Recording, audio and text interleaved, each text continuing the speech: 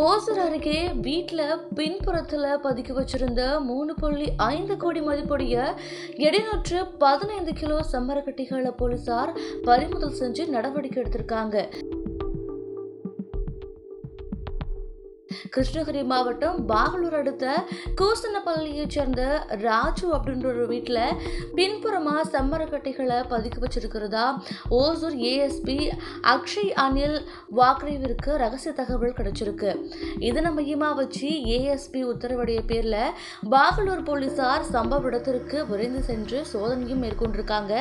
அங்கு ராஜு அப்படின்ற ஒரு வீட்டில் பின்புறமா பதுக்கி வச்சிருந்த ரூபாய் 3.5 கோடி மதிப்பிலான 715 கிலோ செம்மரக்கட்டைகளை போலீசார் பறிமுதல் செஞ்சு அதை வனத்துறையிடம் ஒப்படைச்சிருக்காங்க. அது மட்டும் இல்லாம செம்மரக்கட்டைகளை பதுக்கி வச்சிருந்த தலைமறைவா இருக்கிற ராஜுவை போலீசாரும் வனத்துறையினரும் வலைவீசி தேடிட்டு வராங்க. ராஜு கைது செய்யப்பட்ட பின்பு இந்த செம்மரக்கட்டைகள் எங்கிருந்து வந்தது, இதுல யார் யாரெல்லாம் சம்பந்தப்பட்டிருக்காங்க, வேறு யாருக்காவது தொடர்பு இருக்கா அப்படின்னு முழு விவரம் தெரியும் அப்படின்னு சொல்லியிருக்காங்க.